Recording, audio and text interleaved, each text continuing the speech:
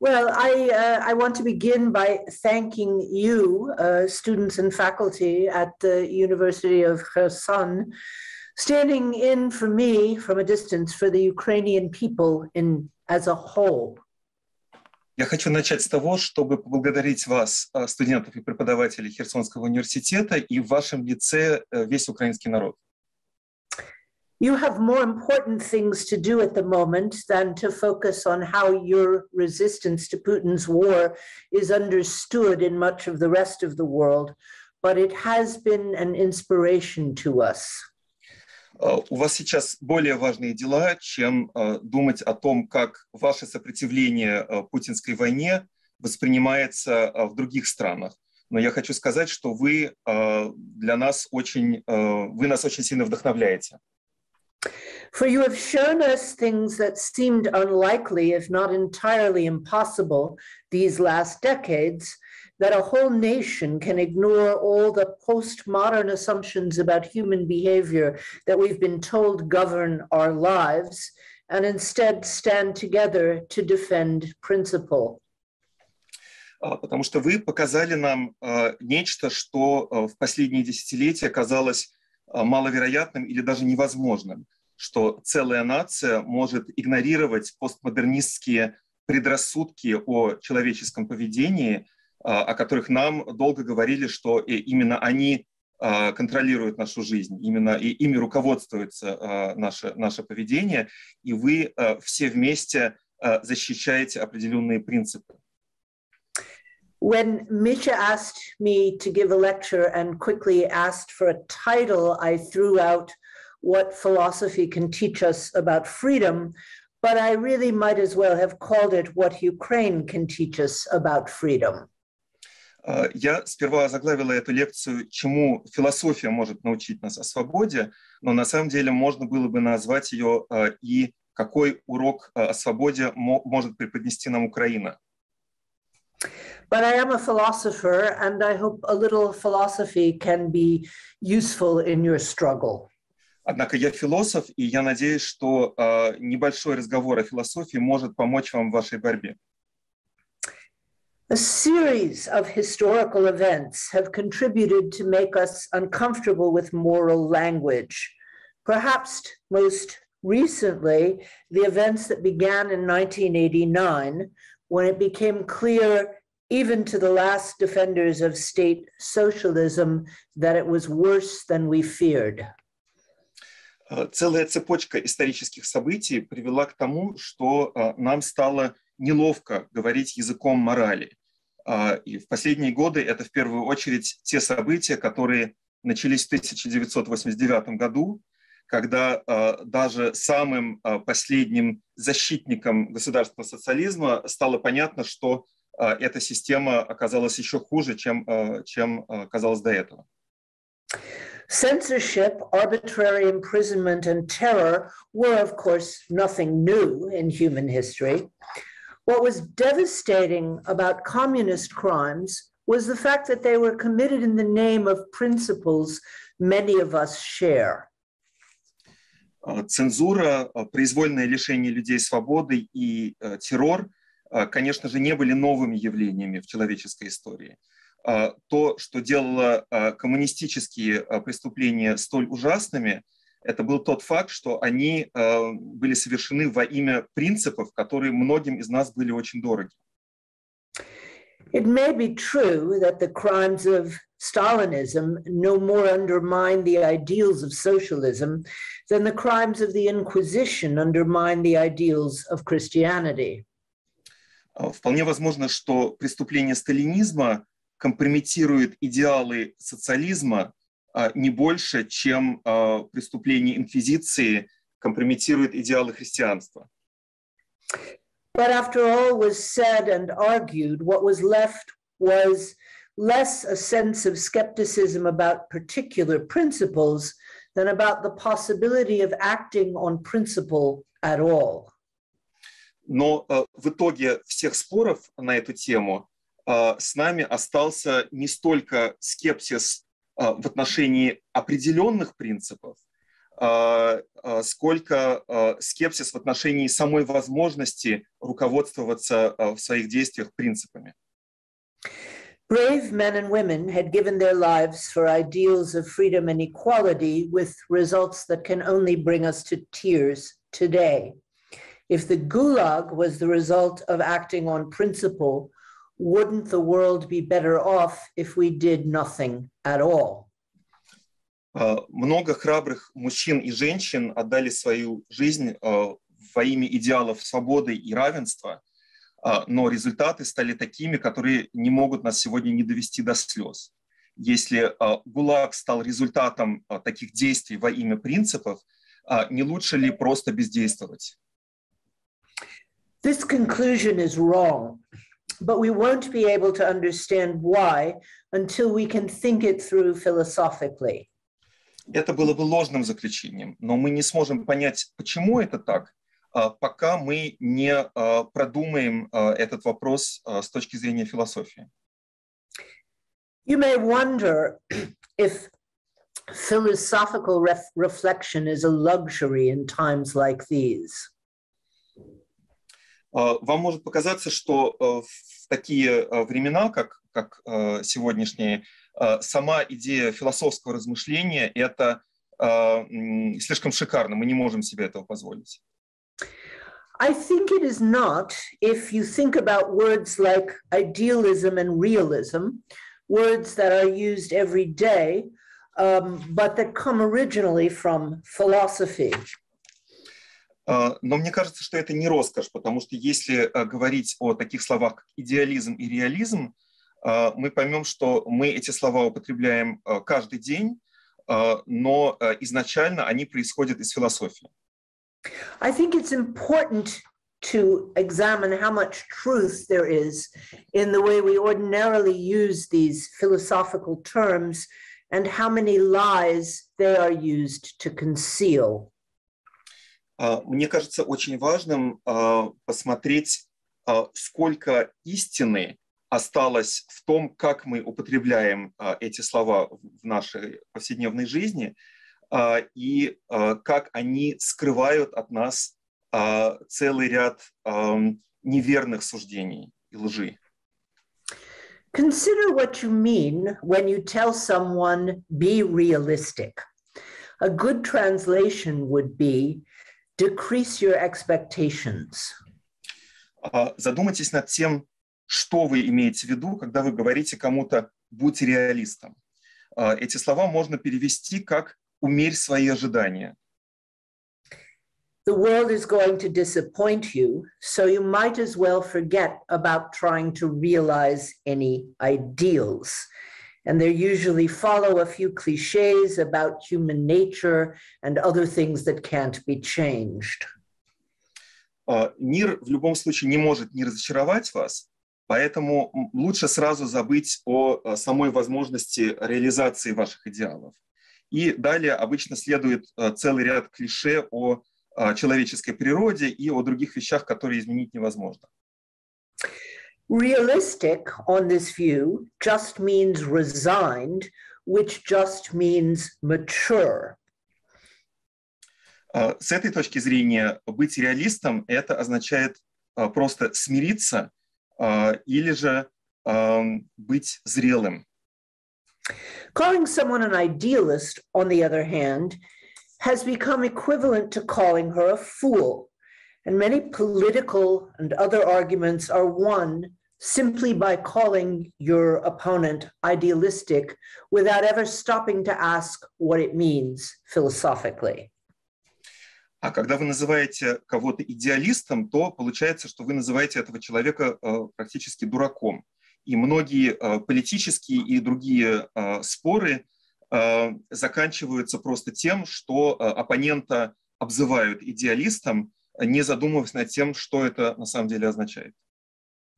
I won't give you a tour through the history of philosophy this afternoon, but I want to spend a moment with Plato, because both the concept of idealism and the scorn for it began in his masterpiece, The Republic, the first great book with which Western philosophy began. Я не предлагаю вам сегодня лекции по истории и философии, но я хочу, тем не менее, немного остановиться на Платоне, потому что само понятие идеализма, а также презрение к этому понятию началось с его книги «Государство», первой великой книги, которая положила начало западной философии. All Plato's works are written as dialogues, and this book opens with a group of older men who are passing the time waiting to go to a party by trying to find a definition of justice. Все произведения Платона написаны как диалоги, и эта книга начинается со сцены, когда группа пожилых мужчин в ожидании застолья начинает искать определение понятия справедливость. One definition they try: justice is helping your friends and hurting your enemies. And Socrates answers, are we supposed to help our apparent friends or only our real ones? And how do we know the difference? Первое определение, на котором они останавливаются, это то, что справедливость – это помогать друзьям и наносить вред врагам. Сократ на это отвечает: хорошо, означает ли это, что мы должны помогать мнимым друзьям или только настоящим? И как нам их различать? Should we help our real friends if they do something wrong? And why should we want to hurt our enemies when we know that even a dog becomes worse when you hurt it? Следует ли помогать нашим настоящим друзьям, если они совершают что-то неправильное, совершают поступок? И следует ли желать вреда нашим врагам, когда мы знаем, что даже собака начинает вести себя хуже, если сделать ей больно? After this, there's some more definitions and a rather boring discussion until Thrasymachus enters the room. Thrasymachus is a postmodern young man who is now about 2,500 years old. Далее следует достаточно скучная дискуссия, обсуждение дальнейших определений, пока значит, на сцену не выходит Фросимах. Это такой молодой постмодернист, которому теперь уже 2500 лет. He makes fun of his elders and calls them naive. Why go to the bother of trying to define justice? Don't they know that justice is simply the justice of the winners of history who preach a set of rules designed to keep them in power? Он издевается над старшими и обвиняет их в наивности. Он говорит: зачем вообще искать определение справедливости? Разве вы не знаете, что справедливость – это всегда просто справедливость победителей истории, которые устанавливают набор правил, которые лишь поддерживают их собственную власть? Moral concepts, he says, are just instruments of power that serve the self-interest of the stronger in exploiting the weaker. Anyone naive enough to take them seriously is no better than a sheep who believes that the shepherd does his work for the welfare of the sheep and goes on believing it all the way to the slaughterhouse. Моральные понятия – это всего лишь инструменты власти, которые помогают интересам сильнейшего в эксплуатации слабых. И любой, кто достаточно наивен, чтобы относиться к ним серьезно, не лучше овцы, которые верят пастуху, что пастух действует в интересах или в защиту овцы и продолжает верить в это до того момента, когда отправляется на скотобойню. This should sound familiar to you, even if you never read a word of Plato, because every generation seems to invent its own Thrasymachus, who suddenly discovers that moral concepts are often abused and therefore decides to give up on them entirely. Наверное, вы все знакомы с такого рода дискуссиями, даже если вы никогда Платона не читали, потому что в каждом поколении возникает новый Фросимах, который вдруг видит, что понятие морали часто используется неправильно, и поэтому решает, что от них надо отказаться вовсе. Every incarnation of Thrasymachus believes he is being brave and honest, and the arguments he brings are always more historical than philosophical. И каждый такой новый Фросимах верит в то, что он храбрый и честный, и те аргументы, которые он приводит в защиту своей точки зрения, обычно бывают более историческими, чем философскими. In Western Europe, moral language was abused by the fascists, as well as the church, which did so little to oppose fascism.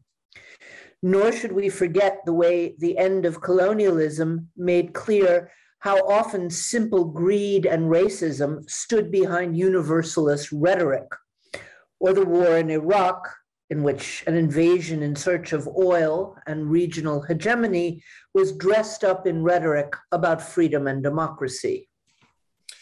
В Западной Европе языком морали в своих целях пользовались фашисты, а также церковь, которая сделала очень мало, чтобы противостоять фашизму. Также нам не следует забывать о том, как колониализм зачастую опирался исключительно на жадность и расизм, но прикрывал это универсалистской риторикой. Или вспомним о войне в Ираке, которая являлась вторжением в поисках нефти и региональной гегемонии, но, опять же, защищалась риторикой о свободе и демократии. And in Eastern Europe, the communist appeal to self-sacrifice for the common good served, after '89, to make any such appeal seem faintly nauseating. А в Восточной Европе призывы коммунистов к самопожертвованию во имя общего блага после 1989 года набивали оскомину. Misha, how much time do we have altogether? I think 2 hours for everything. Oh, wonderful. Okay. Then I'll keep going. I won't cut very much. But there are alternatives to this view. I called Kant a grown-up idealist, and he said his theory of ideas was based on Plato. Однако существуют альтернативы. Я считаю Иммануила Канта взрослым идеалистом. И сам он говорил, что его теория идей была основана на теории Платона. There are many reasons to see Kant's work as a major source for progressive politics.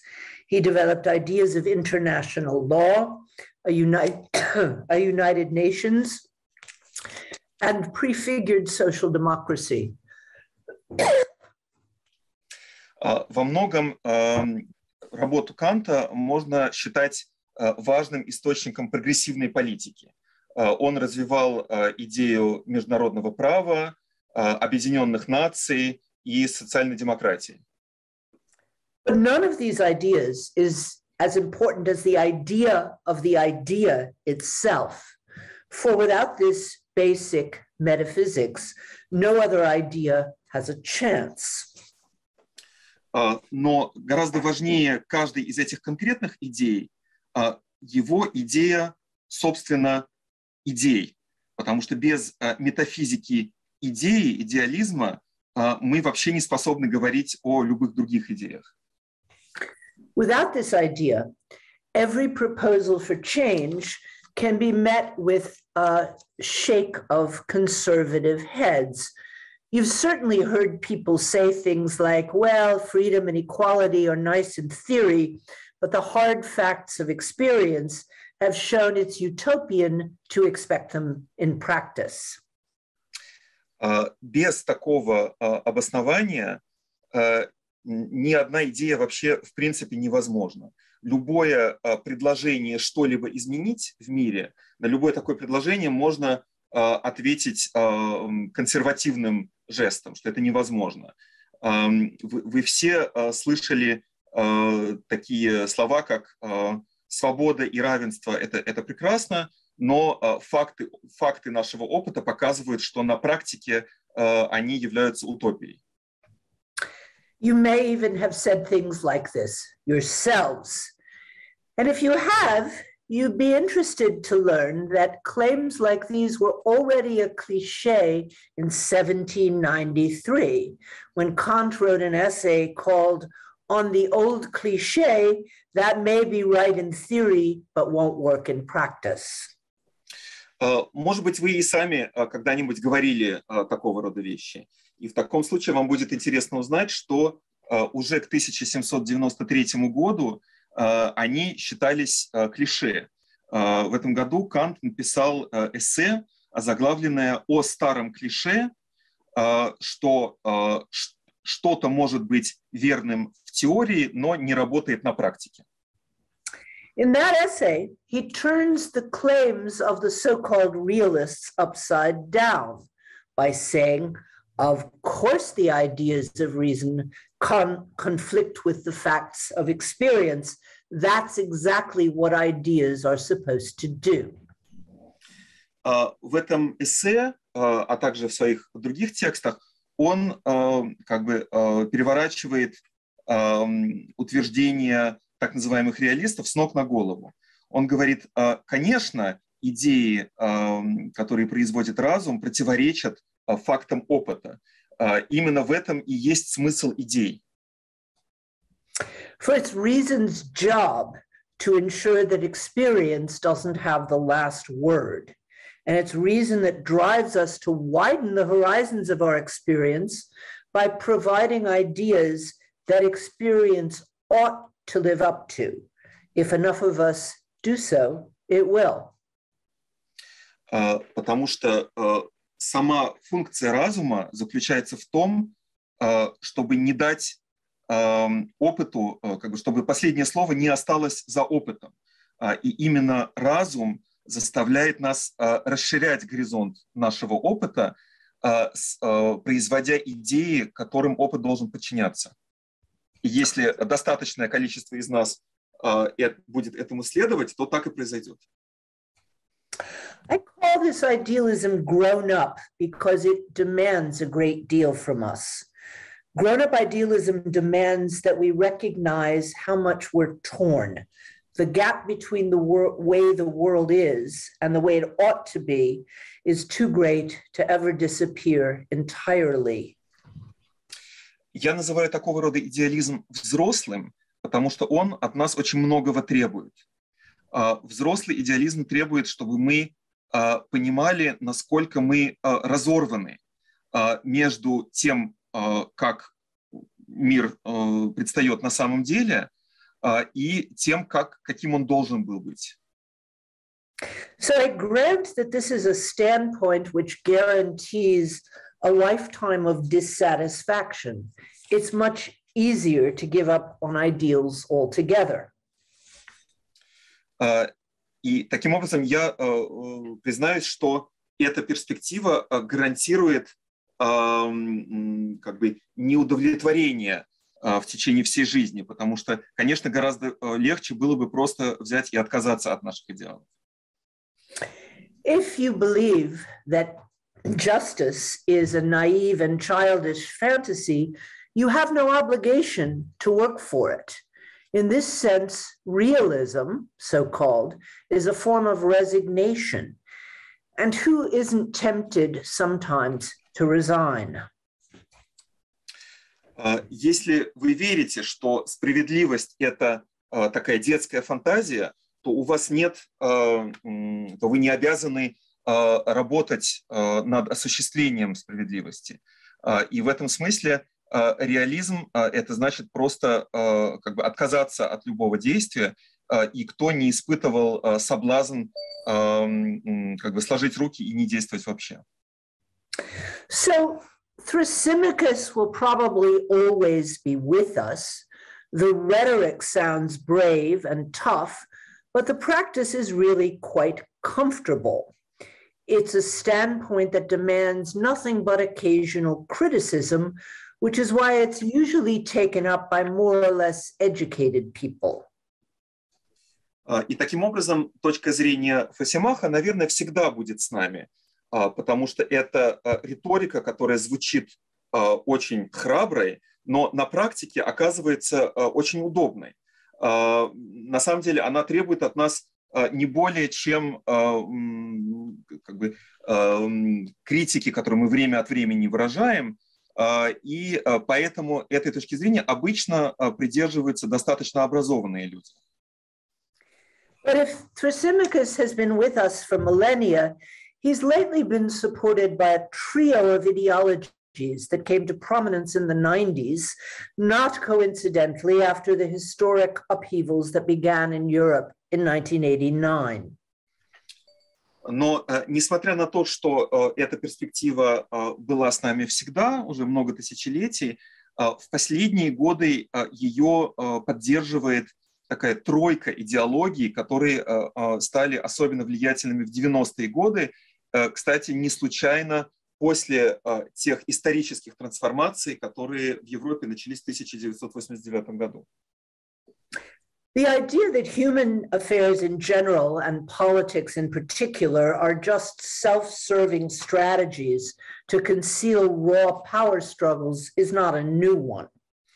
While neither the view nor the tone is new, what's novel is the number of worldviews that take them for granted today. Сама идея, что дела человеческие вообще и конкретно политика сводятся к стратегиям в чьих-то интересах и скрывают борьбу за власть, не является новой. И ни идея, ни тон, в которой эта идея выражается, не являются новой. Но то, что можно назвать новым, это то количество мировоззрений, в которых сегодня эта идея считается само собой разумеющейся. Because claims of justice have so often been used to disguise grabs for power, the line between power and justice is increasingly ignored.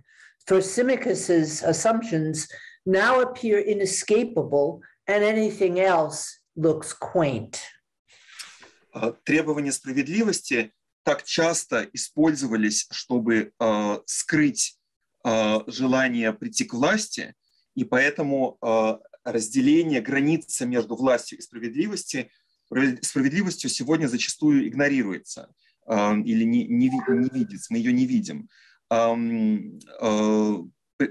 Представления Фросимаха сегодня кажутся нам неизбежными, и любая альтернатива, любая иная точка зрения очень странной. Given two equally plausible explanations of a piece of human behavior, we are inclined to assume the worst.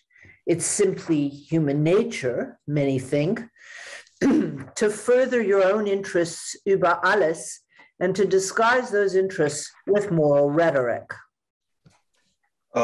Если нам предлагается два разных объяснения того или иного человеческого поведения, то обычно мы согласимся с самым пессимистичным или самым плохим. Многие считают, что действовать только в собственных интересах, считать, что они превыше всего, это просто человеческая природа, и дело просто в том, что мы скрываем эти интересы такой моральной риторикой.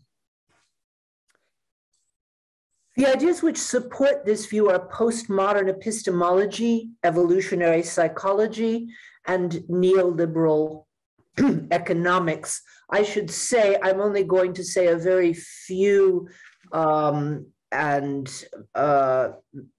very simplifying words about each of those ideologies. Те идеологии, которые поддерживают такую точку зрения. Это постмодернистская эпистемология, теория знания, эволюционная психология и неолиберальная экономика. Я хочу подчеркнуть, что мое определение каждой из этих идеологий, конечно же, будет очень схематичным. And while those three ideologies may be different from each other politically, all of them presuppose that every claim to truth conceals a hidden claim to power, and every ideal conceals an interest. If there are any facts at all, they're facts about domination. Несмотря на то, что эти три идеологии противоречат друг другу в политическом плане, все они разделяют определенное метафизическое мировоззрение, которое заключается в том, что каждое утверждение о той или иной истине всегда является или скрывает притязание на власть. Каждый идеал всегда скрывает тот или иной интерес.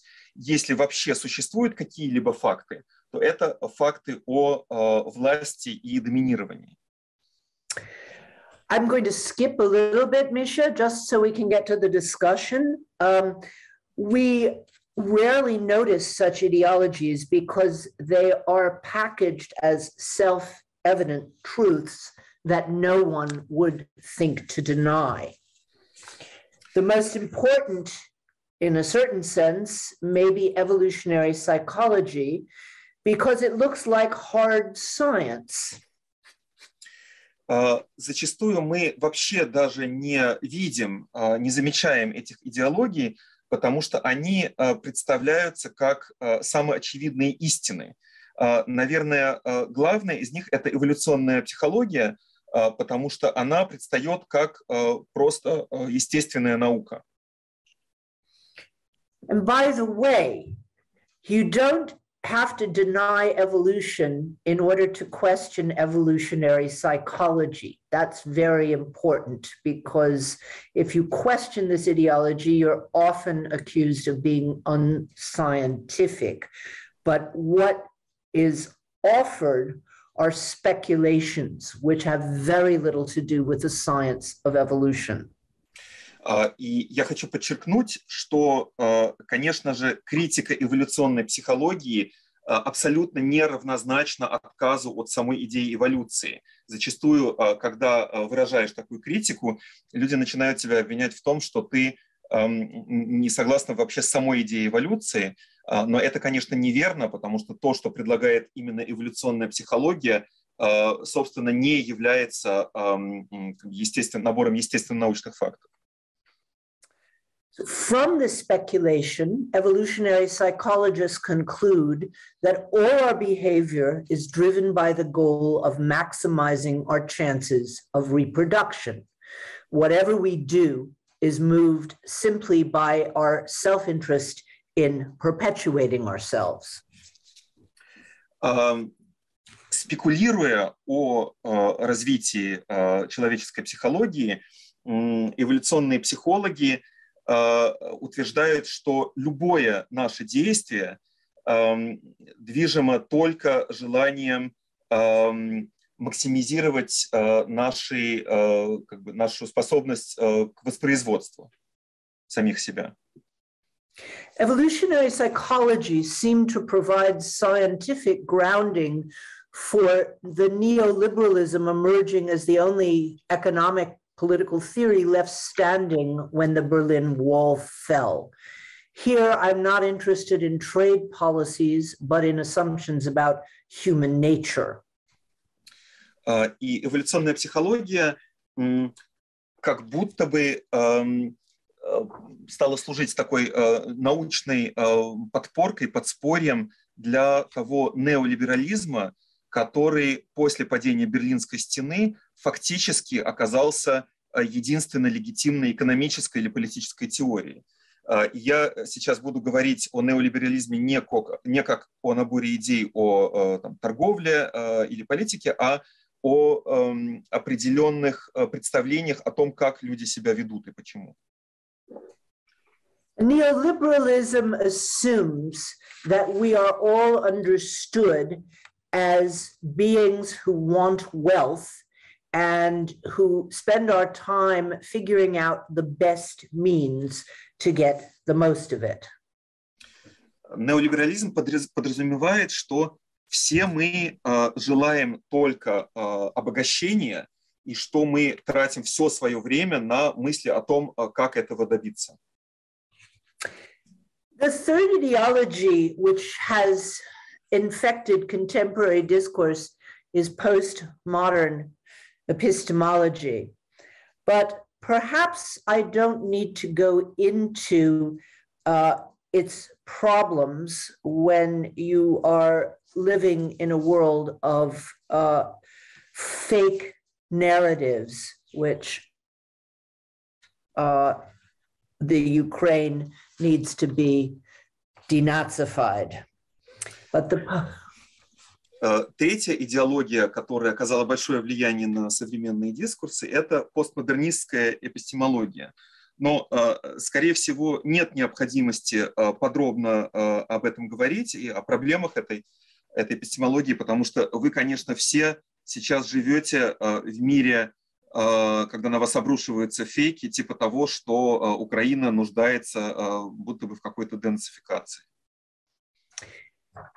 You need not study philosophical debates about the relations between theory and practice to know that what you think is possible determines the framework in which you act. Нет необходимости углубляться в философские дебаты о взаимосвязи между теорией и практикой, чтобы понять, что то, что вы считаете возможным, определяет те рамки, в которых вы действуете. If you think it's impossible to distinguish truth from narrative, you won't bother to try. If you think it's impossible to act on anything other than self-interest, whether individual or tribal, you will have no misgivings about doing so. Если вам кажется, что невозможно отличить истину от нарратива, то вы и не будете пытаться это сделать. Если вам кажется, что невозможно действовать по каким-либо мотивам, кроме собственных шкурных интересов, будь они индивидуальными или племенными, то вам не покажется зазорным действовать именно так. The philosopher Immanuel Kant was concerned to show that contrary to claims that we only act on self-interest, we sometimes act on moral grounds. Для философа Иммануила Канта было очень важно показать, что, несмотря на часто повторяемые утверждения, что мы действуем только в собственных интересах, иногда мы все же действуем и из соображений морали. But instead of a proof, Kant gives us a thought experiment, and I would like you to think this experiment along with me. Но вместо того, чтобы доказать это утверждение, Кант предлагает нам мысленный эксперимент. Я приглашаю вас к тому, чтобы вместе со мной повторить этот эксперимент. So imagine a guy who says he can't resist temptation every time he passes the local brothel. Представьте себе мужчину, который утверждает, что он никак не может противостоять соблазну каждый раз, когда проходит мимо публичного дома. Were you to threaten him with execution as soon as he walked out the door, installing a gallows on the doorstep to keep his thoughts focused, he would certainly discover that he can resist temptation very nicely, thank you. Однако, если пригрозить ему смертной казнью в тот момент, когда он покинет бордель, то и, например, установить виселицу у выхода, то мы очень быстро увидим, что он вполне себе способен такому соблазну противостоять. Right? Are you with me so far? I hope. The fear of death trumps every human desire. every ordinary human desire, since staying alive is a necessary condition for fulfilling any of them. Страх перед смертью обычно оказывается сильнее любого человеческого желания, потому что остаться в живых – это необходимое условие, чтобы достичь чего-либо еще. But the same person will waver if he's faced with a choice between being executed instantly and committing an injustice that would send an innocent person to death. Однако тот же самый человек вполне может оказаться нерешительным, если ему будет предложен выбор между смертной казнью и совершением такого поступка, который может обречь на смерть другого человека. Like most of us, he would probably find ways to quiet his conscience, defer to his family, forge reasons of state, and choose his own life over someone else's. But the wavering counts. Как и многие из нас, скорее всего, он найдет какие-то причины, какие-то способы успокоить свою совесть, вспомнить о семье, придумать какие-то государственные причины и в результате выбрать свою жизнь, а не жизнь другого. Но вот этот момент колебания, тем не менее, имеет большое значение. In the first case, I imagine you know exactly what you do. You may not like going to a brothel. You may like chocolate. You may like money. You may like all kinds of things that you would easily give up in order to stay alive. And you know this the way you know any truth of nature. В первом из упомянутых случаев вы точно знаете, что бы вы сделали.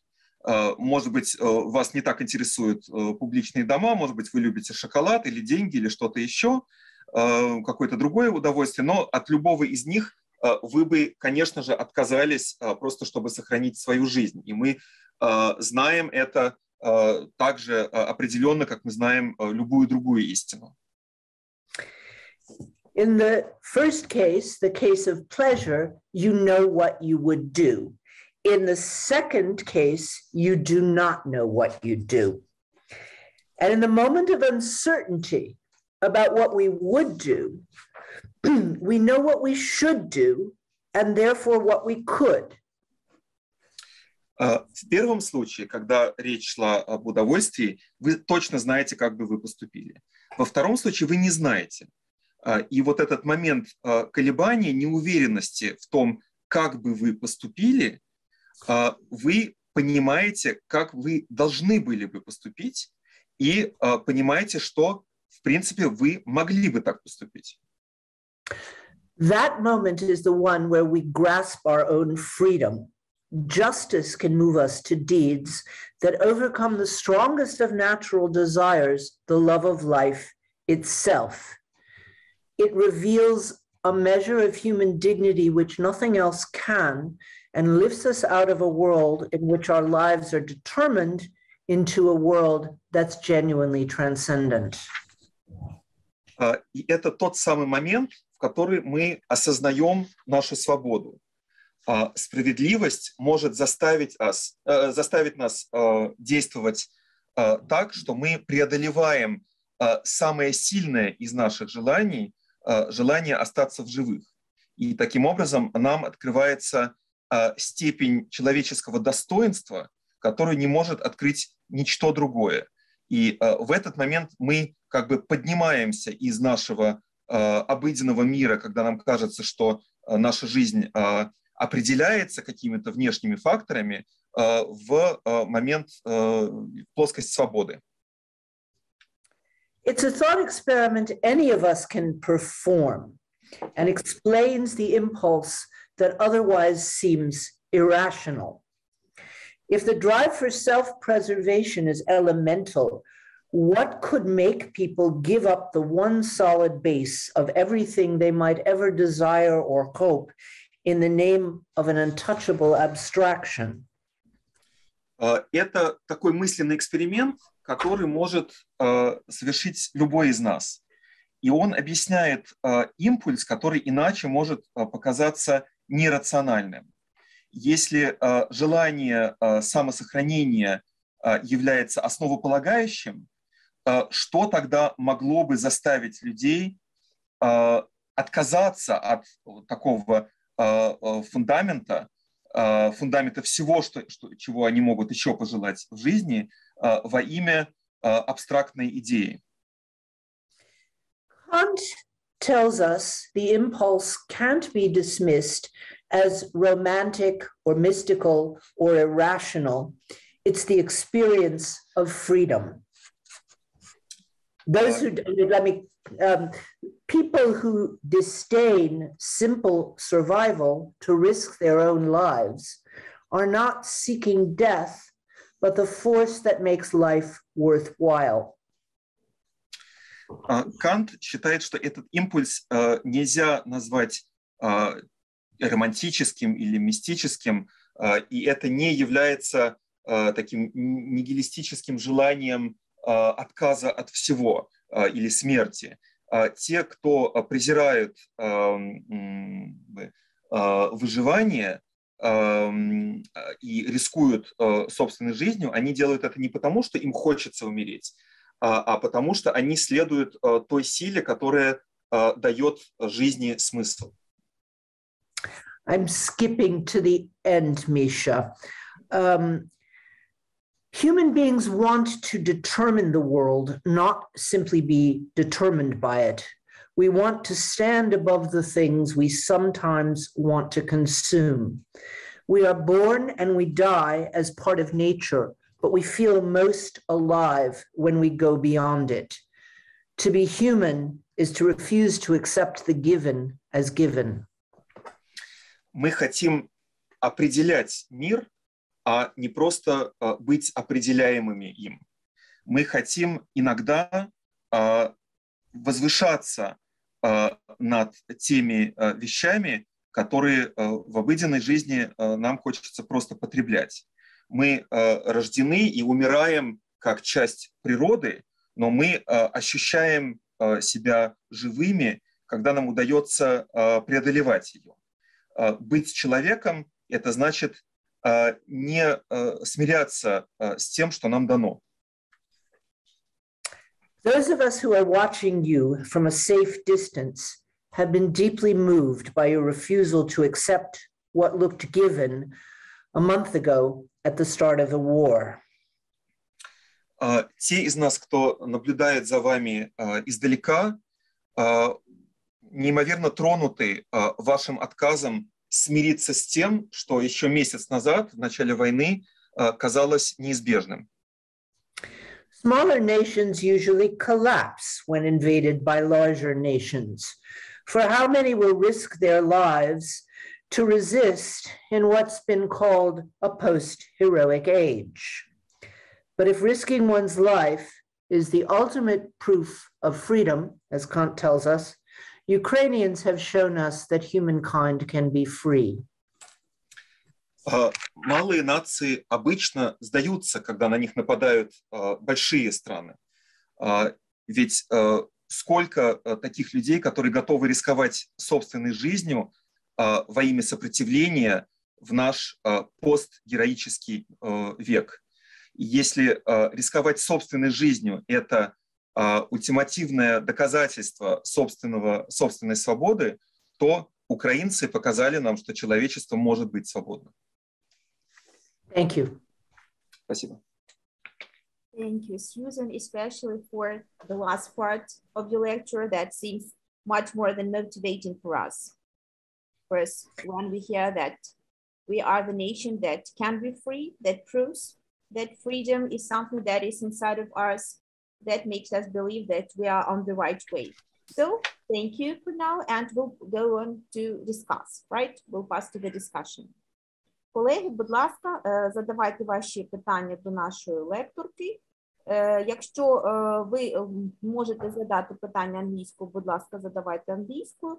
Якщо вам потрібно, якщо ви задаєте питання українською, так, або російською, то Міша буде перекладати. Будь ласка. Як завжди, використовуйте функцію піднятої руки, або в екрані піднімайте руку, я вас побачу. Можна також писати запитання у чат, якщо вам так зручно. Okay, maybe I will be the first one, may I? Sure. Okay, so I just was thinking about the fake. You have told that we live in the era, or just we live with the fake narratives. And I think that now we have a lot of challenges, and the space of fake news and fake information, it is a big challenge for us. So how do you think, so I think that the main aim or the main target of fake is to manipulate. So the more fakes we have, maybe the better those people who invent them manipulate us. So if they want us to be scared, then we have the fakes that make us feel scared. So how do you think, what is the main aim of fakes during the period that we are having now? When we are at war, what is their main aim? I will translate, okay? My question, I will translate. Okay. Я задала питання стосовно того, що ми зараз живемо в еру фейків. І Сьюзен казала про фейкові наративи, які нас зараз оточують. І я сказала, що я, мабуть, що вважаю, що фейкові новини, фейкова інформація, її головна мета – це маніпуляція. Маніпуляція людьми. Якщо хтось хоче, щоб люди жили в страху, то фейки створюються, власне, такі, щоб викликати саме ці емоції. І тому я запитала Сьюзан, що вона вважає, яка головна мета фейків, особливо в тій ситуації, в якій ми зараз, особливо в період війни. Для чого вони створюються, яка їх мета, найголовніша? So I have been, ever since, really, because I was born in America and I follow the news there very intensely. It does affect much of the rest of the world, even though I have lived in Berlin for much of my adult life. I first became alarmed about this question, or really alarmed, when Trump was elected, with the help of fake news that would have to be considered crazy. I mean, just extremely crazy. And I have to say that since then, I've attended lots of discussions about the question, what do we do about this? And I have yet to meet anyone who has a really good answer. I mean, but I'll try and say a few words about what I think can be done.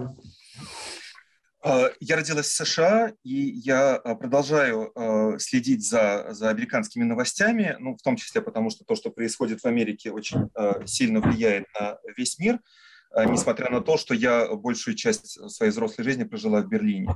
И я впервые столкнулась с этим вопросом фейков, когда с помощью фейков к власти в Америке пришел Трамп. Причем фейки были такие, которые невозможно не считать просто безумными.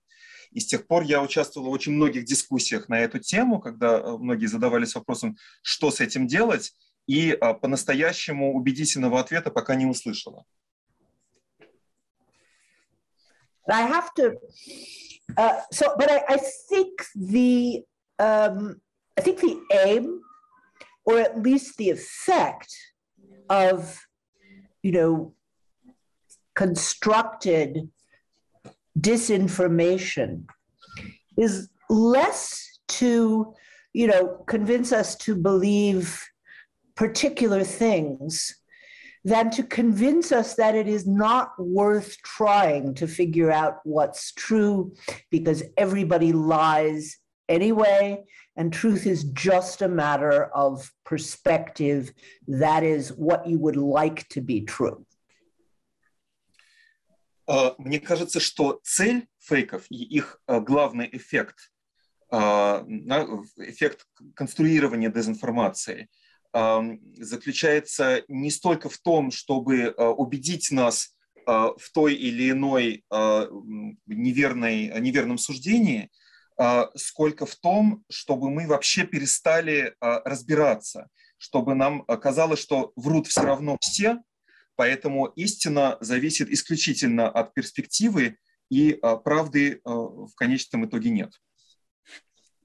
And I have to confess that in the build-up to this war, I was a victim of this process myself, because after the Biden administration's disastrous withdrawal from Afghanistan, I had to watch both Joe Biden and Tony Blinken stand up in front of the television and say, "This is not Vietnam," when it was clear to anyone with any sense of history, no, it wasn't Vietnam, it was worse. И я должна признаться, что в преддверии войны я сама стала жертвой такой дезинформации, потому что я видела, как президент Джо Байден и министр иностранных дел США Энтони Блинкен утверждали, что уход американских войск из Афганистана это не Вьетнам, то есть это отличается от того, что было во Вьетнаме. Хотя всем было понятно, что это не просто Вьетнам, это на самом деле еще намного хуже. So I confess that I was not willing to believe Biden, the US information, and I thought that the troop massing was a bluff, and that I didn't go so far as to think there was no truth about the matter, but I thought it was a bluff on the side of Putin and on the side of Biden, given the miserable state of politics in the United States. I thought that he could use a war, frankly. И поэтому я не была склонна верить Байдену, когда он рассказывал о российских планах вторжения в Украину. Я не думала, что истины тут никакой нет, но я считала, что на самом деле это просто блеф Путина, что он не решится напасть на Украину, и мне казалось, что об этом просто говорят американцы, чтобы отвлечь от ужасного состояния политики в Соединенных Штатах. Now we know, of course, that the US intelligence had very exact information, that they have a mole in very high places in the Russian administration. So I tell this story to show that even people who try to be responsible by looking at lots of different news sources every day can often be tripped up exactly by the proliferation of disinformation for political purposes. Теперь, конечно, нам понятно, что спецслужбы США были правы, и что у них есть, очевидно, высокопоставленный источник в Кремле, который им поставляет информацию. Но я рассказываю эту историю, чтобы показать, что даже люди, которые потребляют очень много новостей и искренне пытаются разобраться, иногда сталкиваются с дезинформацией и оказываются неспособны понять правду.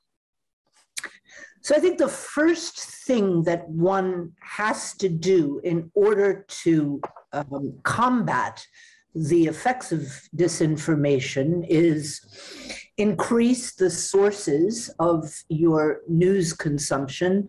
It takes an awful amount of time every day, I know, but that's the first thing that one can do. И поэтому мне кажется, что первый шаг на пути борьбы с фейками и их эффектом – это потребление максимального количества разных источников. Я понимаю, что на это уходит очень много времени, но это то, что мы можем реально делать. But perhaps the most important thing that we can do, certainly the most important thing that philosophy can be helpful with, is denying the ideology that tells us that truth is just a matter of perspective and that it's all a question of narrative. And once we realize how deep this ideology has affected us in the last 30 or 40 years, we'll have more tools to fight it because we know what the point of spreading disinformation is, namely to make us distrust information at all. Но главное, что мы можем сделать, главное, что может сделать философия, это противостоять той идеологии, которая особенно активно развивается последние 30-40 лет, которая утверждает, что истины на самом деле нет, что все зависит только от перспективы, от нарративов и так далее. Если мы это поймем, то у нас в руках оказывается больше инструментов, потому что мы для борьбы с фейками, потому что мы поймем, зачем их распространяют, а именно за тем, чтобы мы перестали доверять информации как таковой. So I hope that's a little bit helpful, Ala, for your question, because you've asked a question that I have not met a single person who's really provided, complete and practical answer to. Я надеюсь, что мне удалось хотя бы немножко ответить на ваш вопрос, но на самом деле я пока не встречала никого, кто дал бы действительно убедительный и практически применимый ответ на этот вопрос. Thank you. Колеги, будь ласка, ваші запитання. Так, я бачу, Дар'я Мальчикова підняла руку. Будь ласка, Дар'я Сергіївна. Да, так, щиро дякую, шановні колеги, але з огляду на те, що, так розумію, перекладачу легше буде спілкуватися і перекладати. Я добре розумію українську, моя українська погана, але можна запитати українську. Дякую щиро. Питання такого плану. Ну, по-перше, ми можемо в глобальному такому масштабі говорити про те, що ризикувати життям українців рухає ідея внутрішня свобода, ідея справедливості, да, коли вони постали на захист своєї країни. В той же час ризикувати життям російських солдат, російську армію заставляє якась така примарна абстрактна ідея, да, яку їм через фейки, через їх пропаганду, через це їм нав'язали. Можливо, зупинитись і... Дякую. So I want to start with a very general question. You talked about Ukrainians risking their lives for ideas of freedom and justice, but of course one could say that Russian soldiers are also dying for abstract ideas that have been inculcated in them through fake news and propaganda. Так, і виходячи з цього, ми розуміємо, що ми, оскільки нами рухає справедливість і почуття свободи, і боротьба за ці ідеали, то ми будемо боротися, зрозуміло, до останнього. Щось є, філософія дає якісь відповіді, можливості такі для нас розуміти, чи може щось виявитися оцією виселицею, да, при вході в публічний дом для Путіна, і чи щось може, є якісь інструменти, щоб зруйнувати оцю абстрактну, абсолютно хибну ідею російського превосходства? So, of course, we have this sense of justice and sense of freedom that we will fight for to the last. But does philosophy have a response to offer us about a gallows for Putin and about ideas that might help us to destroy this terrible idea of Russian superiority?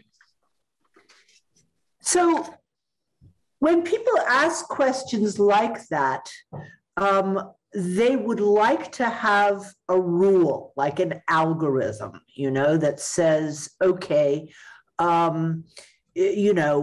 these people claim that they're fighting for ideas, but actually they've been brainwashed, and there are some people who do it. There is no general rule that philosophy can ever give you, which is why I like Kant's thought experiment so much, okay?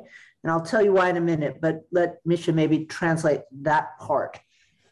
Когда задают такой вопрос, то обычно хотят, философам, то обычно хотят от них услышать какое-нибудь правило, алгоритм, как отличить людей, которым промыли мозги, от тех, кто действительно борется за какие-то идеалы.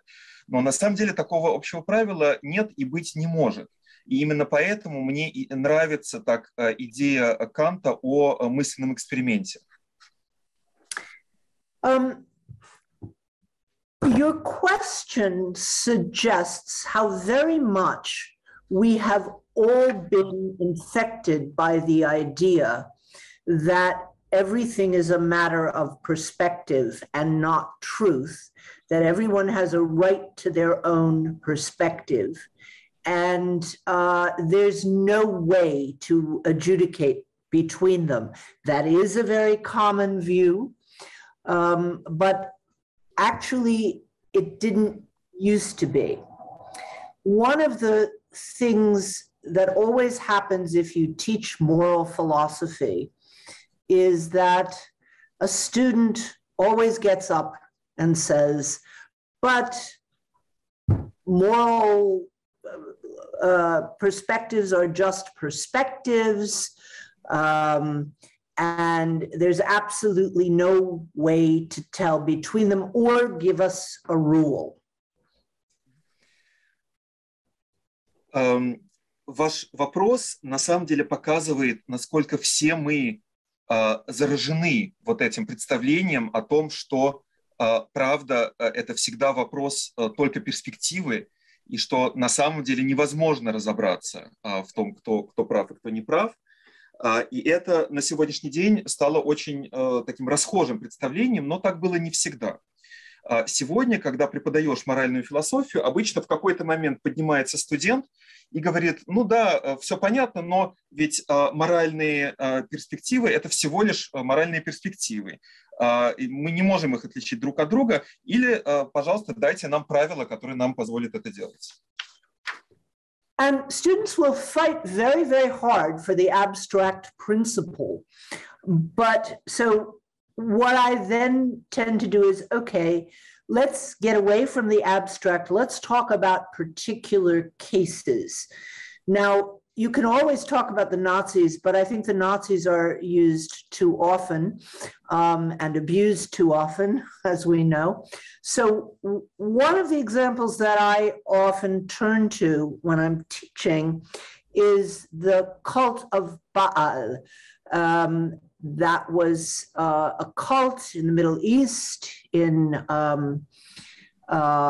before the Common Era, in which small children were sacrificed to the idol Baal in large public ceremonies where priests were drumming in order to drown out the screams of the small children who were being burnt to death in these idols.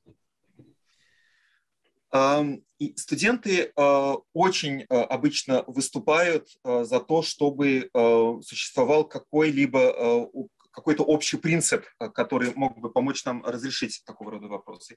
Я всегда отвечаю, что такого общего принципа нет. Давайте отвлечемся от его поиска и обратимся к определенным конкретным случаям. Можно, конечно, говорить о нацистах, но о нацистах и так говорят слишком много, слишком часто, и злоупотребляют этим сравнением. Поэтому в своих лекциях я часто говорю о ближневосточном культе Ваала, который существовал до нашей эры, когда идолу, кумиру приносили в жертву детей, и их сжигали, и жрецы били в барабаны, чтобы не были слышны крики этих детей. So when you turn from general questions to real cases, you often find that the disagreements are not very large. And one reason why I'm grateful to Ukraine at the moment is, while I know there's still propaganda being sent from Russia, and that there are some people, even in the US, there are people who are listening to it. For most of the world, it's entirely clear who is really fighting for justice in this case and who is the aggressor. It's right in front of our screens. It's right in front of everything we can read. And it won't be abstract formulas, but particular examples that, if you look at them carefully, allows us to distinguish between real claims to be fighting for justice and, people who are being brainwashed, lied to, constructing excuses that have no basis in reality. И когда мы обращаемся от общих вопросов к таким конкретным кейсам, очень быстро оказывается, что на самом деле разногласий-то особо и нет, вопросы не такие спорные. И поэтому я так благодарна, если так можно выразиться, Украине, несмотря на то, что, конечно же, продолжается пропаганда из России, и даже в США находятся люди, которые ей верят, но все-таки в основном подавляющее большинство людей во всем мире понимают, кто в данном случае борется за справедливость, а кто является агрессором. Мы это видим на своих экранах, во всем, что мы читаем. И это не вопрос абстрактной формулы, а вполне конкретный пример, когда очень ясно видно, на чьей стороне справедливость, а у кого промыты мозги. As far as sending Putin to the gallows, I think the majority of the world would hope for that solution, but if we say it too loudly, as one US senator did a couple of weeks ago, it will only feed his paranoia about the world being against him. So it's something one maybe shouldn't say too loudly.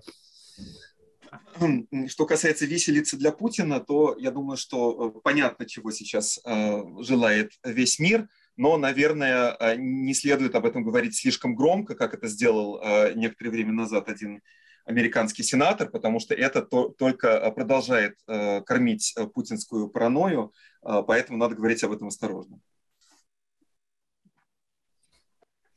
Thank you. Thank you very much. You're very welcome. Колеги, я щось заслухалася, перепрошую. Будь ласка, переходимо. Просто останні слова такі були влучні. Переходимо до наступного запитання. Будь ласка, Лідія Іванівна, будь ласка. Шановна пані Сьюзен, я Лідія Лимаренко, Херсонський державний університет.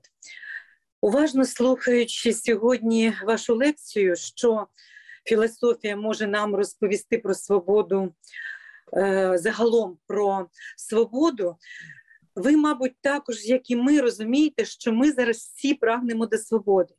Ми прагнемо до миру. Звичайно, ми, викладачі, студенти, ми весь час стикалися з такою, з такими проблемами, як філософія освіти, філософія педагогічної дії, філософія життя. Це те, що в нас на слуху. Але я хочу задати вам таке питання. Я, як викладач театральних дисциплін, добре розумію, що існує ще філософія театру і існує філософія діалогу. Діалог – це дуже дієвий засіб в комунікативному просторі, який може дуже багато вирішити, який дає взаємопорозуміння між людьми. От ви, мабуть, також, як і ми, слідкуєте за всіми новинами, і за тими новинами, коли проходять переговори між Україною і Росією. Як ви вважаєте, чи добре зараз вибудовується філософія діалогу під час цих переговорів? So, dear Susan, my name is Lydia Limarenko. I am a faculty member at Kherson State University. And I'm very grateful to you for your lecture about the philosophy of freedom in general. We're all here in Kherson thirsting for freedom and for peace, faculty and students, and we're thinking about things such as the philosophy of education, the philosophy of pedagogy, and of life itself. And I am a lecturer in theater studies, and I'm very interested in the philosophy of theater and the philosophy of dialogue. I believe that dialogue is a very important element of communication, one that can offer a lot of solutions for understanding between people. And as someone who's following the news, obviously you know about the talks between Ukraine and Russia, and I'm wondering whether you can say anything about whether there is any sort of philosophy of dialogue that can underpin these kinds of talks. That's a great question that I've never thought about before. And it's partly because although philosophy began in dialogue, at least Western philosophy begins with Plato, and you have, it's all dialogue form. Occasionally, other people took it up in later centuries. I've even written a little bit about it. But, I don't think there is a philosophy of dialogue, except perhaps that unlike Plato, Plato's dialogues they're fun to read in some ways. I mean, they're definitely more fun to read than Aristotle, because it seems that there are real people involved in them. In fact, an awful lot of the characters in those dialogues are straw men and fall guys for Socrates. It's always pretty clear that Socrates is going to win the argument, with the exception of the dialogue with Thrasymachus. That is the one place where Socrates says he feels fear because he's not sure that he has an answer. Mish, you want to take a stab at that? Это на самом деле прекрасный вопрос, о котором я никогда не задумывалась, несмотря на то, что философия, по крайней мере, западная философия, собственно, вырастает же из диалога. Я сама немножко писала о диалогах, но мне кажется, что нет такой именно философии диалога как таковой. Что можно сказать о диалогах Платона, это то, что, по крайней мере, их гораздо интереснее читать, чем, например, текст Аристотеля, потому что такое ощущение, что в них действуют реальные люди. Но обычно в этих диалогах выступают люди, которые выражают как бы заведомо неверные мысли, и для Сократа оказывается очень легко им возражать, с одним единственным исключением. Это именно тот случай, когда выступает Фросимах, и тогда Сократ отвечает, что да, вот ему становится страшно, потому что у него нет убедительного ответа на эти вопросы. So a good philosophical dialogue, like a real dialogue, depends on good faith. And good faith means that you would genuinely try to understand the person you're speaking to, even if you disagree with them, that you would have whole characters who are not just straw men or caricatures, but who are genuinely serious people trying to work out serious positions. The problem, however, with the dialogues that are going on at the moment is, as far as I can follow them, we have no reason to believe that Russia is negotiating in any kind of good faith.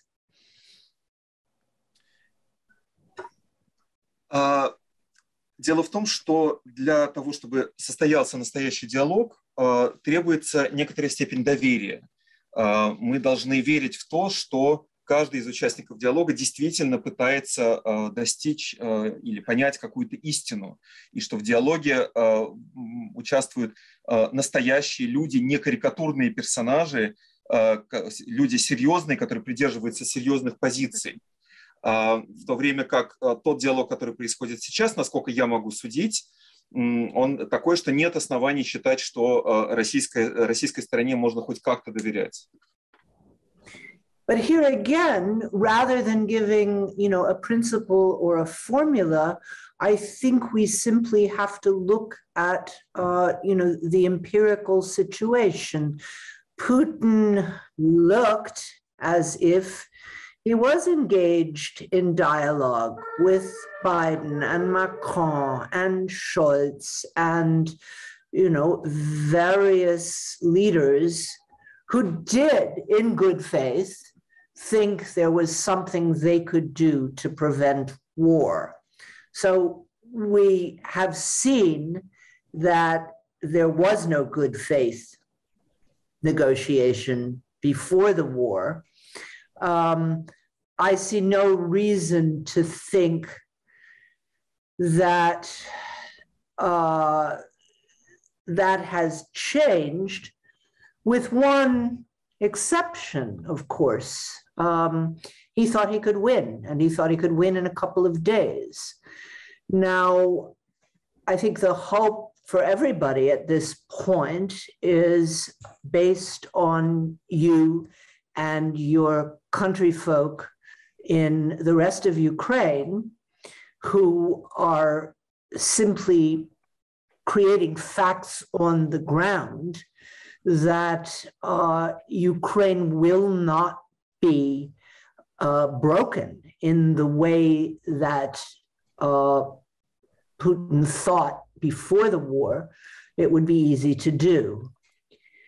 And, I suppose, again, I'm, normally someone who wants to avoid absolutely everything except violent solutions when it's possible to avoid them. But I think the only thing to hope for at this moment is that by having, many things that I read say Ukraine has already won. I'm sure it doesn't look like that in Kherson, and I am sure it doesn't look like that in Kyiv even. But the very fact of holding out for a month, long after anyone expected it, and causing some serious damage to the Russian army, has to change the negotiating positions, even if at the moment they're only taking place in less than good faith. Опять же, я не хочу давать никаких общих правил или формул, я предлагаю посмотреть на конкретную ситуацию. Путин уже предлагался диалог, и Байден, и Макрон, и Шольц, и другие лидеры пытались вести с ним диалог, веря на самом деле, что это возможно, и что путем диалога можно предотвратить войну до того, как она началась. И им это не удалось. Но, конечно, что изменилось? Что он был уверен в том, что он сможет победить, в течение буквально нескольких дней. Поэтому сейчас вся надежда на вас и на ваших соотечественников, которым удалось, собственно, поставить его перед фактом, что Украина не будет сломана, как он верил. И я обычно очень не люблю насилие и пытаюсь избегать его в любых ситуациях, но сейчас, мне кажется, что вся надежда на, собственно, сопротивление Украины, и многие сейчас говорят о том, что Украина уже победила. Я понимаю, что, глядя из Херсона, может быть, даже глядя из Киева, это может казаться не так, но сам факт, что Украина уже в течение месяца оказывает сопротивление, вопреки ожиданиям, и нанесла огромный вред российской армии, конечно же, очень сильно меняет ту позицию, которую Россия может занять в переговорах, даже если, собственно, оснований доверять ей нет. Thank you. Okay, thank you for the question. Thank you, Susan, for the answer. And we have one more question from Kozavova Natalia. You're welcome, please. Доброго вечора. На жаль, мене так не видно, ми вже затемнені, а сонце зайшло. Я хотіла дуже подякувати пані професорці Сьюзен за таку гарну оцінку українському народу, який боронить свою територію. Не думаю, що це є якимось таким винятковим явищем, оскільки реально кожен народ боронить своє життя і свою свободу. Але ми дуже цінуємо ту підтримку, яку нам надає ваша країна, весь цивілізований світ. У мене питання таке. Як ви думаєте, чи зміниться щось у категорії свободи після цих подій? От філософська категорія свободи, чи не зазнає вона якихось трансформацій? So, good evening. It's already dark. You can't really see me because we have to darken our apartments after dark to protect ourselves. Thank you very much for your lecture and for the way that you spoke so positively about the Ukrainian defense of our territory. I don't actually believe that this is an exception. I think that every people will defend their lives and their freedom. But nevertheless, I would like to thank you for your support and for the support that your country and the entire civilized world is giving us. And my question is whether you think that the very category of freedom will change after the events that we're living through now. Are you seeing any sort of transformation in the notion of freedom in philosophy? So I haven't talked to any philosophers since the war began, but I've certainly talked to and listened to an awful lot of other people. And what I am hearing and what I believe myself is actually is counter to what you said at the beginning. I don't think it's obvious that everyone will fight to defend their freedom. An awful lot of people don't. An awful lot of people are deeply cynical about the political world at all, and therefore think that fighting for one political system rather than another is rather pointless. They are busy doing their jobs, taking care of their children, hoping to live a little more comfortably this year than they did last year. That has come to seem the obvious thing to do. And I have to tell you that everything, I mean, I've only been to Odessa once. I've never been to the rest of Ukraine.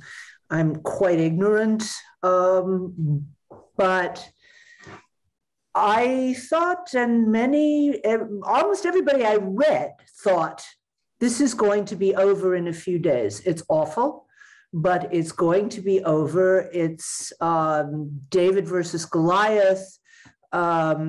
Who is going to continue to risk their lives and their families' lives to keep up such an unequal fight? That was the view that I was hearing all over the place. And I guess it's a view that I was inclined to accept myself. Mish, if you want to try that, then I'll try another На самом деле, с начала войны я еще не успела пообщаться с другими философами, но я говорила со многими другими людьми, и то, что я слышу от многих из них, и то, во что я, собственно, верю сама, говорит о том, что ваше утверждение не столь очевидно, как вам кажется, потому что многие, на самом деле, люди не готовы бороться за свою свободу и за свою территорию в других местах. Они достаточно циничны в отношении политики, и они не готовы бороться за сохранение одной политической системы против другой. Они думают о своей работе, о своих детях, о том, чтобы в этом году жить немножко комфортнее, чем в прошлом. И я должна сказать, что сама я фактически не знаю Украины. Я была только один-единственный раз в Одессе, больше нигде не была. И я, так же, как и многие другие, верила в то, что если Россия на Украину нападет, то она в течение нескольких дней одержит победу. Это будет борьба Давида с Голиафом, и как бы, что люди не будут готовы рисковать своей жизнью, жизнью своих семей в таком неравном бою. И теперь я везде слышу обратное. Если как бы раньше все придерживались такой точки зрения, то теперь все видят, что это, собственно, не так. I don't think the notion of freedom is going to change, but I think something else is going to change, which is the notion of the hero. So I've been interested in heroism for a long time, interested in the way that heroism used to be, and when I say used to be, for thousands of years, heroes were the subject of history, okay? And around the middle of the 20th century, that changed very much until what people began to focus on were victims rather than heroes. Now, there were some very good reasons for that. One of the reasons was that the victims of history had generally been left out of history, which was written by the victors. Я не думаю, что изменится понятие свободы как таковое, но я вижу другое изменение, которое касается понятия героя. Меня, на самом деле, очень давно интересует тема героизма, и я вижу, что если раньше, на протяжении тысячелетий, действующими лицами истории считались герои, то в последнее время, а конкретно с середины примерно 20 века, на передний план вышли жертвы. И это произошло по вполне уважительным причинам, потому что раньше о жертвах никто не говорил, и историю писали победители, поэтому жертвы в ней не фигурировали. So that's one reason for turning our historical focus away from heroes. But the other reason relates to the question that was raised before about how can you tell who's the real hero if each claims to be fighting for an idea? And it's hard, okay? It's not something, again, as I've said, that there's a formula for. I don't think you can give formulas for anything very interesting in philosophy. But by looking at whole lives and whole contexts and examining people's lives as a whole, I do think you can make a decision and say, yeah, this person was a hero. So the funny thing is, I've been thinking about these questions for quite some time, and I was invited to give a series of 6 lectures in Scotland, which I'm just trying to finish up. And I decided to call the lectures Heroism in an Age of Victims, because people talk about a great deal about the post-heroic age, and we live at a time when heroism is extremely problematic and not something that serious people take seriously because they see all the problems with calling someone a hero. Это одна из причин, почему мы перестали говорить о героях. Но мне кажется, что это отсылает к одному из предыдущих вопросов, а именно, когда мы говорили о том, как трудно определить, кто настоящий герой, когда все стороны утверждают, что они борются во имя каких-то идеалов. И опять же, как и по любым другим вопросам, мне не кажется, что философия здесь может предложить какую-то абстрактную формулу, но если мы будем внимательны к контексту, будем рассматривать как бы всю жизнь того или иного человека в своем историческом контексте, то да, мне кажется, мы можем определить, был ли он героем или нет. Меня очень давно интересует вот эта тема героизма, и недавно меня пригласили прочитать цикл 6 лекций в Шотландии, которые я сейчас готовлю. Я решила назвать их «Героизм в эпоху жертв», потому что в последнее время мы очень много говорим о постгероической эпохе, и с самим понятием героя связывает очень много проблем, и как бы серьезные люди склонны считать это проблематичным, но мне кажется, что говорить об этом надо. So all of a sudden, as I'm, realize that I've been writing these lectures and they're sort of close to being done, every news media that I read, and I read, I'm not nearly as multilingual as my colleague Misha Gabovich, but I do read the media from 4 different countries every day, and different media from each of those countries. Your president is on the cover of every single, piece of media I have seen, but it isn't only about your president. All of the reports have stories and interviews with other Ukrainians describing what you're doing, describing the difficulties, but also describing what I feel very moved by, it's not just the bravery, it's also the ability to organize life together under extraordinarily difficult circumstances that, people have been keeping ordinary life running. And that's all over at least the press of the 4 countries that I follow every day. And I think it's as if I haven't seen that in, I don't know if I've ever seen this kind of outpouring of admiration and interest. No one is talking anymore about a post-heroic age. Everyone is looking at Ukraine.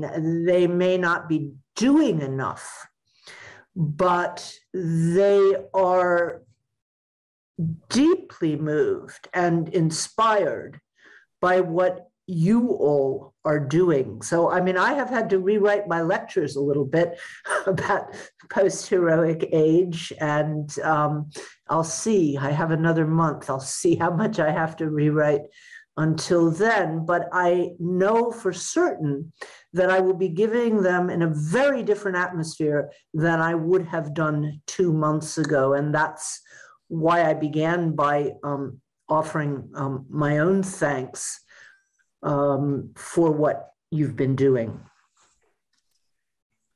И вдруг теперь, если следить за новостями, я знаю меньше языков, чем мой коллега, но я слежу каждый день за новостями из 4 стран, и отметила, что на всех обложках обязательно присутствует ваш президент. И, конечно же, это не только про президента, потому что всегда дается огромное множество интервью и рассказов о самых разных людях. И речь тут не только о мужестве, но и о способности организовать собственную жизнь, совместную жизнь в сложнейших условиях. И об этом пишут сейчас все средства массовой информации. И такого я раньше не видел, наверное, не видела такого никогда.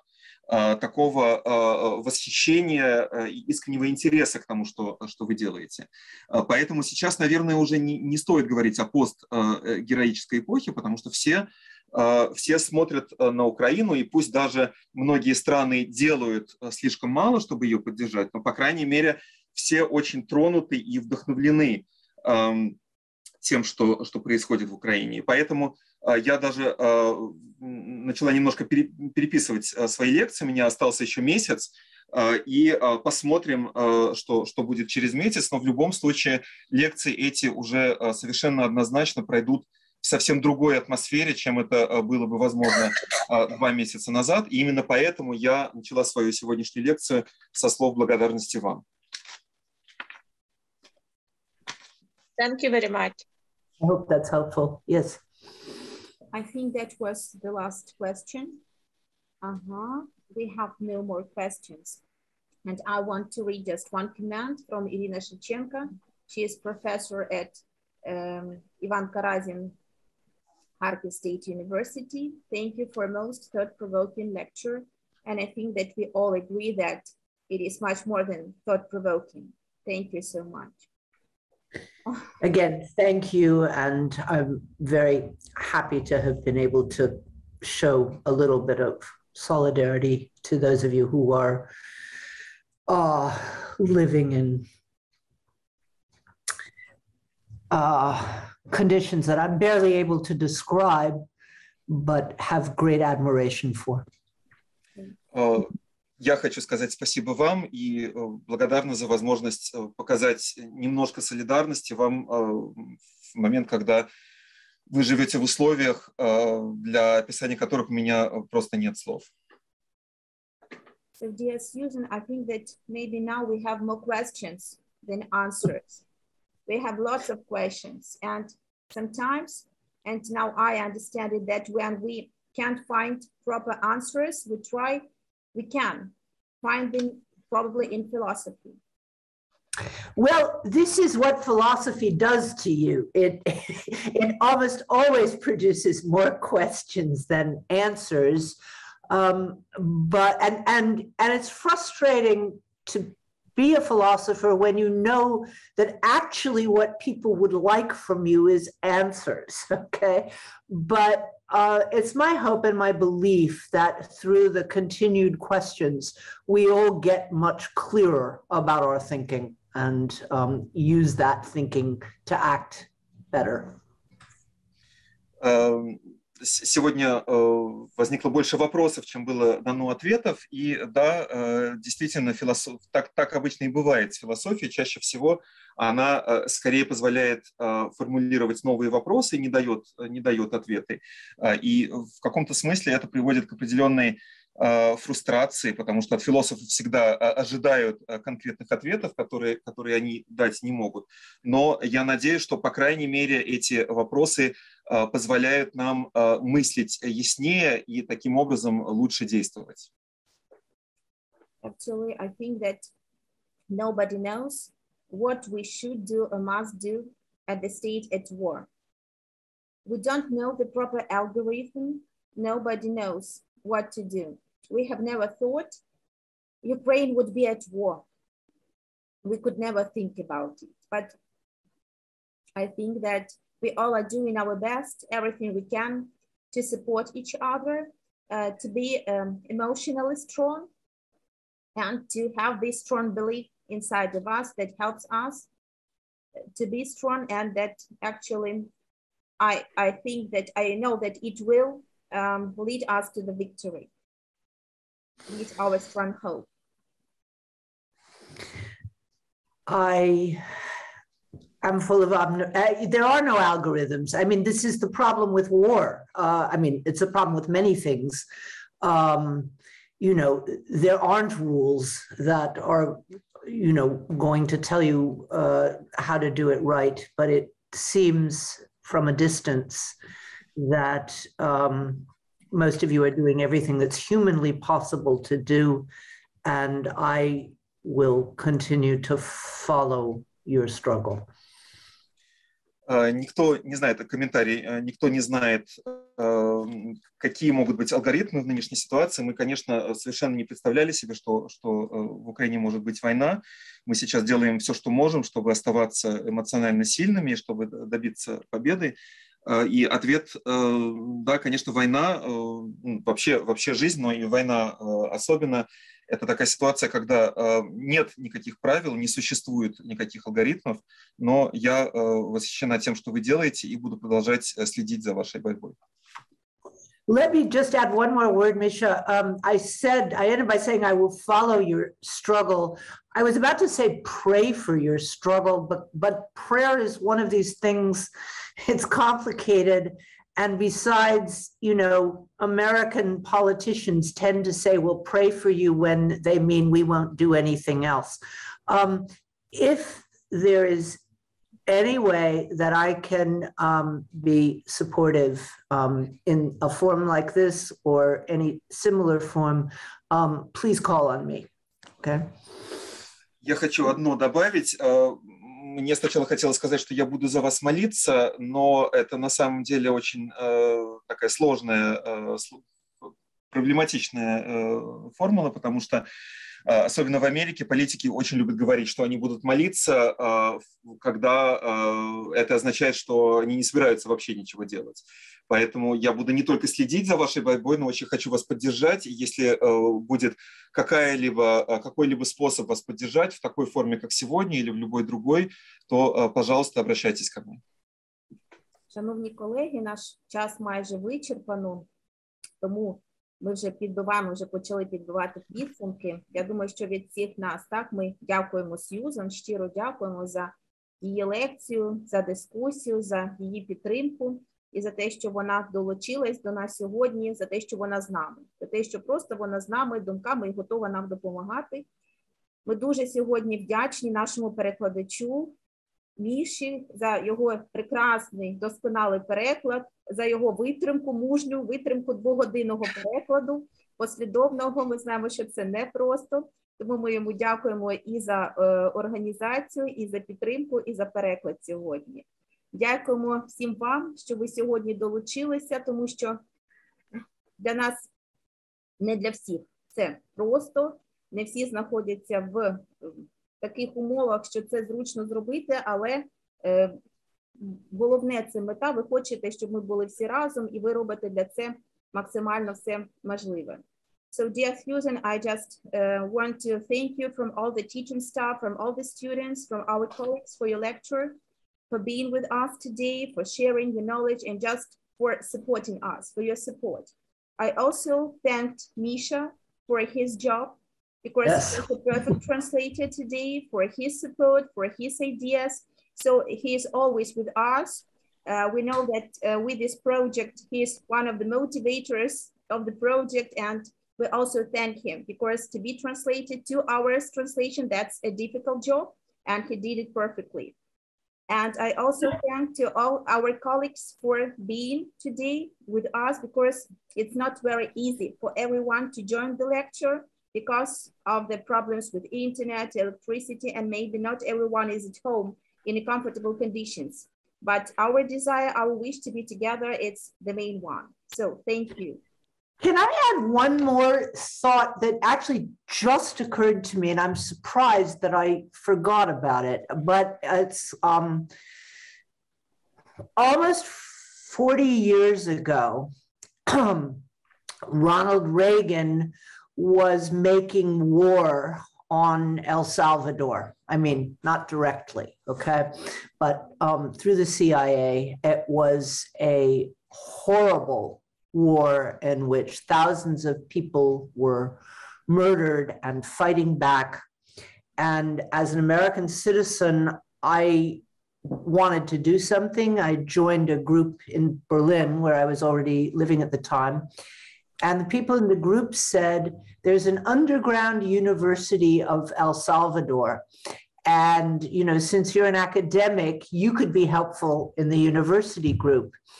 And my first response was to say, who needs universities? You know, I mean, people need doctors and food, and why keep up, you know, that's so academic. But I realized there was no Zoom at the time, but I helped do fundraising and make speeches and do a whole bunch of different things for the University of El Salvador. There's something terribly moving about students and faculty under wartime conditions trying to keep up the life of the mind and of thought and ideas. And I just wanted to bring that in, not to say anything about me, but to say that you're not alone in that attempt. It's been done before, and I hope that gives you some solace. Я хочу добавить только одну мысль, которая пришла мне только что. Я даже удивлена, что я только сейчас об этом вспомнила. Почти 40 лет назад американский президент Рональд Рейган и ЦРУ через своих местных приспешников воевали с Эль-Сальвадором. И там в эту войну страдали тысячи людей. Я, как гражданка США, тогда уже живущая в Берлине, присоединилась к группе поддержки в Берлине, и мне рассказали про подпольный университет, который действовал в Эль-Сальвадоре, и сказали, что ты, как ученая, можешь поддержать этот подпольный университет. Я подумал, ну, кому нужен университет в такой ситуации? Нужны врачи, нужна другая поддержка. Но, тем не менее, стала собирать деньги, там, выступать и так далее. Я хочу сказать, что я просто безумно тронута тем, что вы, как университетское сообщество, продолжаете в условиях войны заниматься образованием и дискуссиями. И хочу сказать, что вы не одни. Такое уже было, и я очень надеюсь, что, может быть, эта мысль вас тоже как-то поддержит. Дякуємо. Thank you. Okay. Колеги, на завершення надаємо слово пану Миколі Гуманюку, який також підсумує і зробить анонс на лекцію на завтра. Так, я хочу ще раз подякувати лектору і перекладачеві. І хочу зробити анонс на завтра. Dear Susan, dear Misha, I am very grateful for your lecture, for brilliant translation, and I will turn to Ukrainian just to make announcement for everybody. Так, що ж, завтра ми зустрічаємося, як завжди, о 5 годині. У нас буде це вже 8-ма лекція нашого циклу, який потихеньку добігає кінця, точніше його перша, я сподіваюся, серія. Отже, завтра ми зустрічаємося з директоркою Центру міської історії зі Львова Софією Дяк, яка буде говорити про те, про що ми вже думаємо. Ми говоримо про те, як будемо відбудовувати свою країну, як ми будемо будувати щось нове, не забуваючи те, що вже зроблено. Тож тема лекції може бути цікава і широкому колу слухачів, хоча вона передусім, я думаю, зорієнтована на урбаністів. Тема лекції «З війни у майбутнє. Планування міст та повоєнне відновлення у ХХ столітті». Тож історики, географи, урбаністи, так, коротше кажучи, всі доєднуйтеся до цього цікавого заходу. Тож, до завтра. Дякую всім за участь. Дорогі колеги, Дякую велике. бережіть себе, і все буде Україна.